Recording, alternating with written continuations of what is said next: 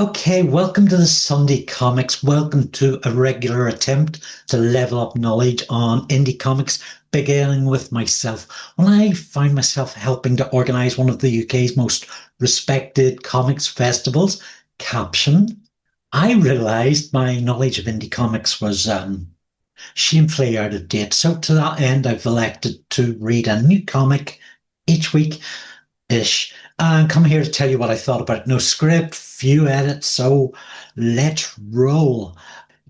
It's a bit of an older selection this week with a bit of a male focus.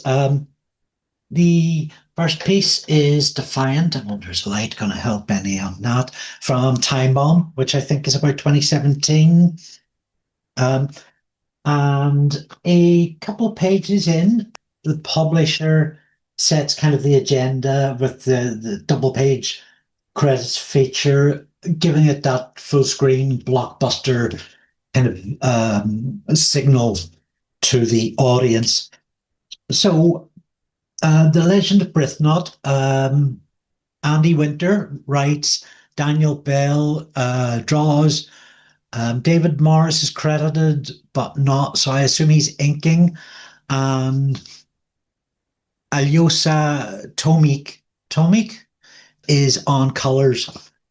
The inspiration behind the legend Brithnoth is a poem which is reprinted at the back of the book, translated from the Old Anglo-Saxon by Wilfred Berridge, and Andy, or the publisher, Steve Tanner, went and got permission to reproduce that from the Berridge estate. So Daniel Bell's artwork is kind of really crafted. There's like so much attention going to figure work. He has used models to help him figure out where stuff is. It's really accomplished in that score.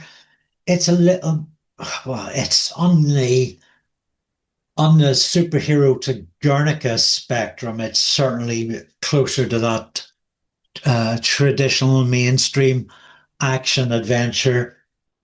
But yeah, you have to admire the craft. Daniel's script is really quite clever in, the pacing is good in terms of using text to help introduce the characters and then reprising that text later in the narrative to give a new context, a new there's a juxtaposition happening that gives it added effect I particularly liked.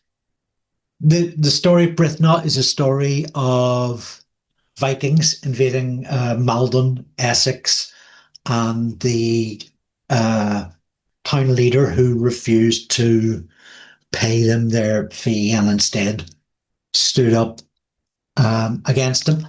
And it's a really decent read. I really enjoyed this one. We have to give special notice to Elida Maiques for the colours. Elida really does something quite special with using those to eliminate day and night.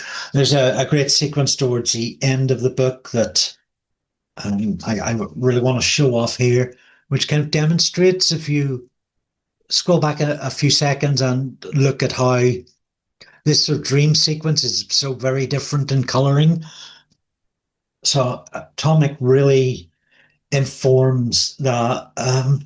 I've probably got another 5 minutes of things to say about it. The characters there's a few are more unique than others, but thought has been given to all of them.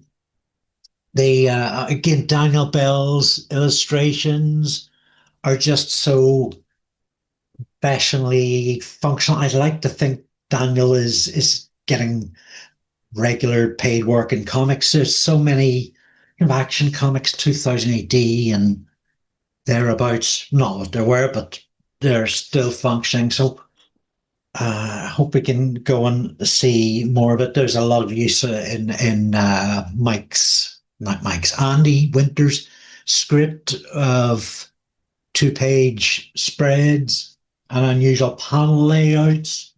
There is goriness, not as gory as I like it because Daniel tends to focus on the traditional thing. But like you've got to pick a lane, I guess.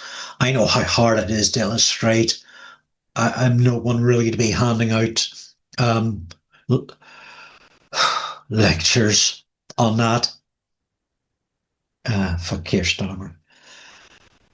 So yeah, you can still buy this on Time Bomb Comics website. So there's a little link. Yos Atomic, his coloring work in this inspired Colin Matheison to recruit him for Moments of Adventure.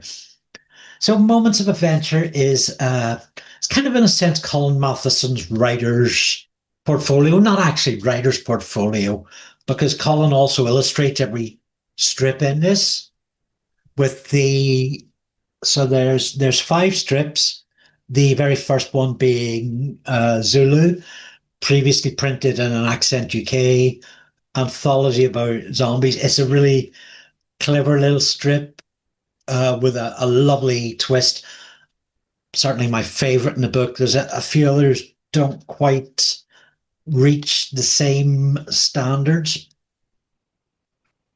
But you can see from this shot of the second moment of adventure that Colin really has an interest in history, which comes out all across this collection of short stories. It's maybe only 24, 28 pages, but it manages to pack quite a bit in. Most of the stories here are illustrated by Matt, or coloured by Matt Soph, who I note is now semi-regular on, as most people are, on 2000 AD. Some of them are quite eccentric little stories. I believe that's one of, Elida Maiques strips. Matt Soph colours most of them. Elida Maiques, just that one. And yeah, it's a decent little read. As it says on the tin, Moments of Adventure.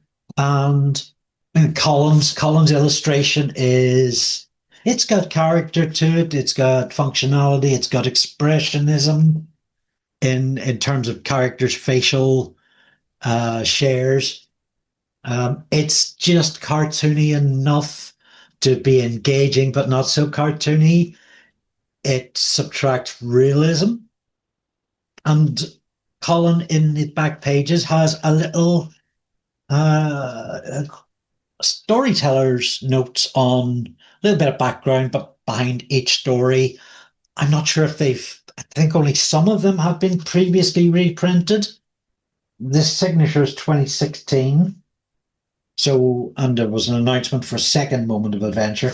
Check out the description for details for you to go and find out more. This is slow. This is old. Today's mini comic by Elida Maiques. I hope I pronounced that correctly, Elida. I've had the pleasure of meeting a few times over the years. Lovely person. And I love mini comics. I just love this sort of dip in, dip out ability where people can be free to play with format. In this case, it's an A4, another A4 sheet, like we had with Deirdre DeBara last time, coloured, where Elida is putting her art school sous de use. And these open up. Actually, this is an A3 sheet. And the quality varies on issues of slow in terms of the internals, but I mean, this is piracy proper. Let's just show off this kind of center spread, which is a continuation of the rabbit kind of narrative. Yeah. Just utterly phenomenal, utterly bonkers. Yeah, I really like this. So thank you for that little palate cleanser, Elida Maiques. Um, so we're going to take a wee break. I need a little bit of time because there'll be a skip week because there's two things on the horizon.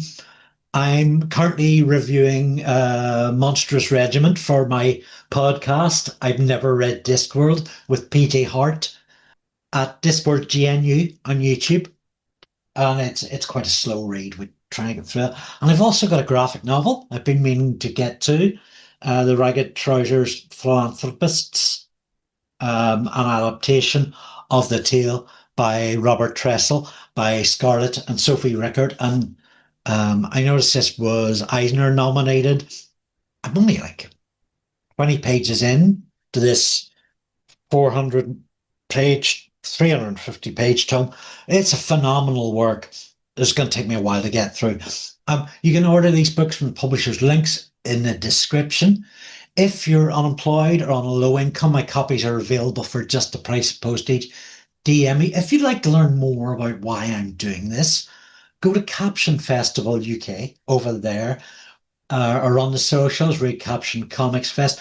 And you can see we have announced the dates and the theme of Caption 2026, the UK's most unique comics festival. Seacourt Hall, same venue as last year, 8th and 9th of August, with also on the Friday the 7th, we have a bit of a informal pub social, which you'll absolutely be hooked up with if you are coming over to the Friday on the Friday, and we know about it. It's quite near the venue. There's also a Premier Inn like right beside the venue as well. There's a few good news sites on British indie comics, but the best are Down the Tubes, John Freeman, a veteran journalist, and Broken Frontier, which has a number of journalists, slightly more, but all unpaid, voluntary, under the management of Andy Oliver, brokenfrontier.com, as well as new videos on YouTube at Andree Luke twice a week. I've also got my Patreon, patreon.com/Andy Luke, where you get advance access on most everything. Please do give this a like, a comment to help the algorithm, and tell people about it. I post twice a week at least on that patreon.com Andy Luke. Whatever else is going on YouTube, whatever money you're given. So yeah, do see about that. I could really use some actually. So yeah, thanks for joining me.